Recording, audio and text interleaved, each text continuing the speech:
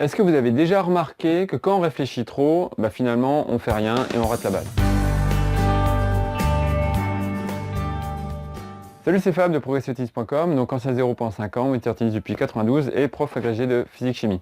La séance d'aujourd'hui, ou du moins la vidéo d'aujourd'hui, va vous parler en fait de conscience et d'inconscience. Vous avez certainement remarqué, quand vous avez une balle facile, vous dites, il y a plein de choix, vous commencez à réfléchir, tiens, je vais faire ça, je vais la mettre décroisée au fond du terrain, là je vais la mettre court croisée, là je vais faire une amortie, et puis au bout du compte, qu'est-ce qu'on fait? On fait rien, on fait du caca et on fait une faute directe. Alors pourquoi? Parce que vous avez laissé votre conscience venir sur votre terrain et du coup il y a toute une réflexion qui se met en marche et du coup vous avez plein de solutions qui apparaissent mais vous ne choisissez pas, c'est pas la bonne. Alors pourquoi? Parce que en fait la conscience elle est extrêmement lente. C'est-à-dire, la conscience, elle fonctionne en bas débit.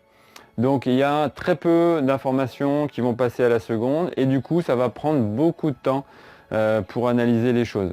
Alors que l'inconscience, par contre, là, la route de l'information est libérée et elle est extrêmement rapide. On est en haut débit. Et donc du coup, il y a beaucoup plus d'informations qui peuvent transiter et surtout, il y en a peu. C'est-à-dire que l'inconscience va vous faire trouver la bonne solution du premier coup.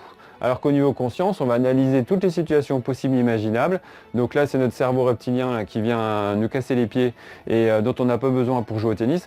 Et du coup, le temps passe, la balle arrive, on essaie de la négocier, on n'y arrive pas, on a plein de choses qui se cogitent dans la tête et du coup, on fait n'importe quoi. Et on a évité de laisser jouer son corps. Alors, je vais reprendre une partie de ma méthode de 4C qui concerne le corps, le cerveau tennis et le cerveau de contrôle. Le cerveau de contrôle, ça va être la partie consciente. Le cerveau tennis, ça va être la partie inconsciente, c'est-à-dire c'est tout ce qu'on a appris, c'est tout ce qu'on sait faire et que notre cerveau va commander donc à notre corps. En fait, notre corps, c'est lui qui va jouer au tennis, mais par contre, il est forcément commandé par notre cerveau tennis.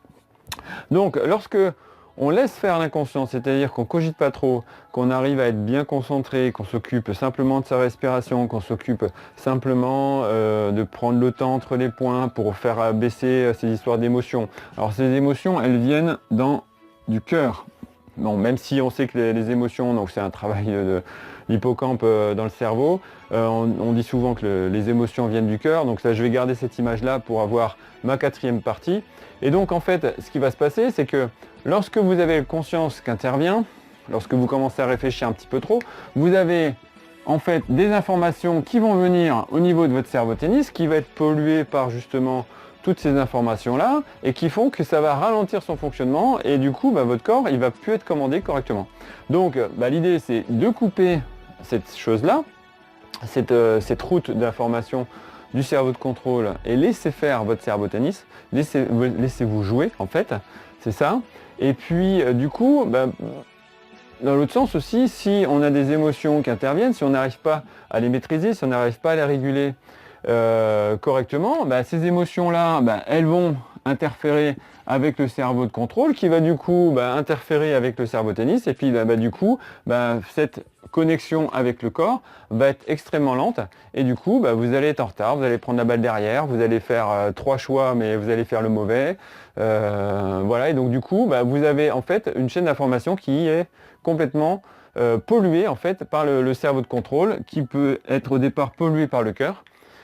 Et donc du coup, l'idée, ça va être de couper cette transmission-là et vraiment laisser la partie gauche de la méthode 4C, le cerveau tennis inconscient, qui va commander votre corps, donc sans réflexion plus que ça.